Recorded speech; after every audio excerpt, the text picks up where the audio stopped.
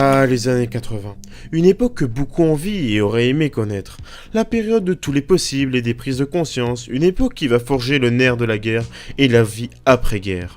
Qui jusqu'alors avait encore du mal à se trouver. Cette époque est celle où l'humanité se rend à la fois compte de toutes les possibilités qui s'offrent à lui via l'émergence de cette course effrénée à la technologie, dans toutes les formes que cela implique, micro-ordinateur, premier téléphone portable aux allures de briques, des machines qui bien vues d'un mauvais œil deviendra l'une des industries les plus rentables au monde, le jeu vidéo, qui bien datant déjà de quelques années, rentre dans une de ses meilleures époques avec l'arrivée du constructeur Nintendo, l'arrivée des premiers Walkman qui à l'heure d'aujourd'hui ont fusionné avec les téléphones et qui ont réussi à s'imposer comme quelque chose de banal.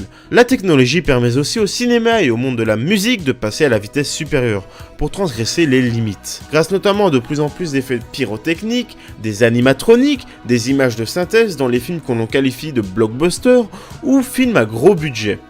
Et dans la musique, l'apparition de synthétiseurs ou de sons impossibles avec des instruments plus traditionnels poussés à l'excès à l'époque de ces changements. Ce qui donne dans la plupart de ces titres une sonorité propre à ces années, mais la révolution n'est pas que positive. Car oui, il y a aussi des aveux d'échec, d'impuissance face à la découverte de maladies qui encore à l'heure d'aujourd'hui sont difficilement guérissables comme le sida ou le cancer, fléaux de la fin du XXe siècle et de ce XXIe siècle. On se rend alors compte que tous les abus, les extravagances, les modifications que réalise l'homme a un mauvais impact sur lui, mais aussi sur son environnement. Combat qui commence déjà à se faire entendre à cette période, qui malheureusement pour la plupart des citoyens reste quelque chose d'obscur et peu entré dans les mœurs. Et qui sera surtout défendu par les hippies, comme on aimait les appeler.